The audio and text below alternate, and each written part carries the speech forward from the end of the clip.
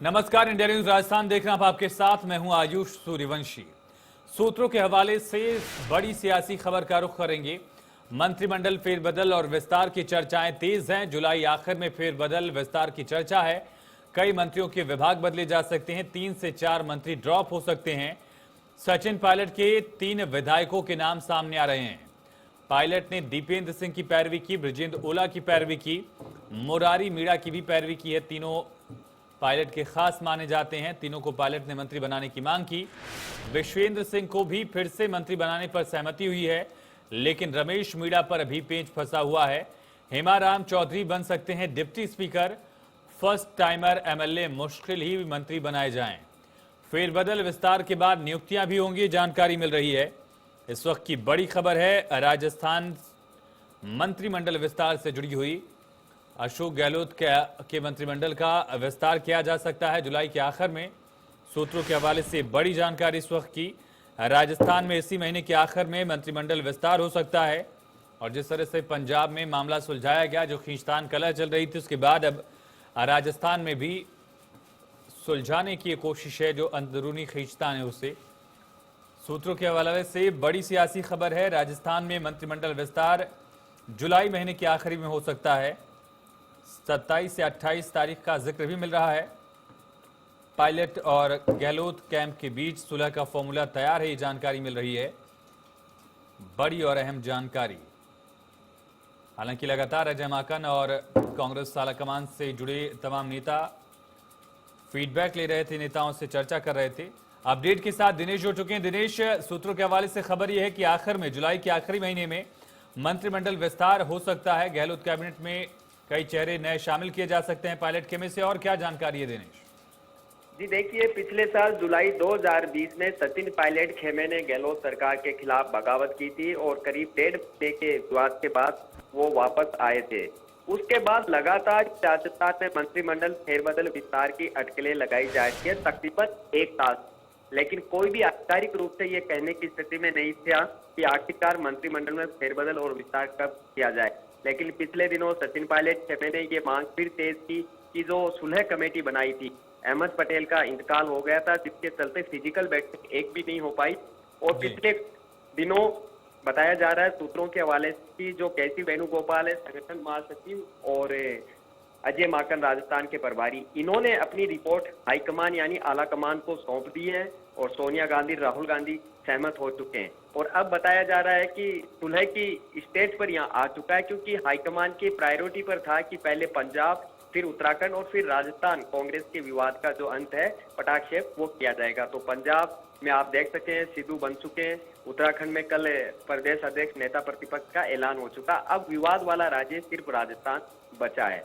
तो बताया जा रहा है कि सचिन पायलट ने 3 विधायकों के नाम भेजे हैं या ज्यादा उससे नाम भेजे होंगे, लेकिन मुख्यमंत्री अशोक गहलोत और आला कमान के लेवल पर 3 नामों पर सहमति बन चुकी है। पूर्व स्पीकर श्री माधोपुर से विधायक दीपेंद्र सिंह शेखावत, पूर्व मंत्री और दौसा से विधायक मोरारी लाल मीणा, पूर्व मंत्री और झुंझुनू से कांग्रेस विधायक विजेंद्र ओला, ये 3 नाम सूत्रों के हवाले से सामने आ रहे हैं, जो सचिन पायलट ने उनकी पैरवी की है कि इनको मंत्री बनाया जाए। वहीं एक और निकलकर सामने आ रही है, पूर्व मंत्री हेमाराम चौधरी है। पिछले दिनों उन्होंने इस्तीफा दे दिया था विधायकी से और अभी तक वो अड़े हुए हैं और इस्तीफा वापस नहीं ले रहे। लेकिन सूत्रों के हवाले से आ रहा है कि उन्हें सत्ता में भागीदारी दी जा सकती है या कहीं एडजस्टमेंट किया जा सकता है, तो वो अपना इस्तीफा वापस ले सकते हैं। और सामने आ रहा है कि उनको डिप्टी स्पीकर विधानसभा का बनाया जा सकता है। लेकिन इसमें गौर करने वाली बात होगी कि इस तरह इस्तीफा देकर और उसके बाद क्या उनको कोई पद दिया जाए, तो उससे एक गलत सियासी संदेश जाता है। इसलिए ऐसे में इसकी कोई पुष्टि यहाँ पर नहीं कर रहे हैं। वहीं फेरबदल और विस्तार 2 अलग चीजें होती है। फेरबदल के तहत आप जो मौजूदा मंत्री है उनको परफॉर्मेंस, जातिगत, सियासी समीकरण के आधार पर ड्रॉप कर सकते हैं, यानी मंत्रिमंडल से हटा सकते हैं। तो सामने आ रहा है कि 3 से 4 जो मौजूदा मंत्री है, क्योंकि नए विधायकों को मंत्री बनाया जाएगा तो जाहिर सी बात है जो 2.5 साल रह लिए उन्हें परफॉर्मेंस, जातिगत, क्षेत्र और सियासी संतुलन के आधार पर उनको हटाया जा सकता है। नामों का खुलासा अभी यहाँ पर नहीं हो रहा। कई ऐसे मंत्री हैं जिनके विभाग और उनके कामकाज और उनकी कार्यशैली को लेकर कई तरह की शिकायतें हैं। आला कमान लेवल तक उनकी शिकायतें पहुंची थी, कार्यकर्ता और नेताओं ने उनकी शिकायतें की थी, तो उनका विभाग बदला जा सकता है। जैसे बताया जा रहा है कि उदयलाल आंजना है, उनसे सहकारिता विभाग जो है मौजूदा जी। वो छीना जा सकता है।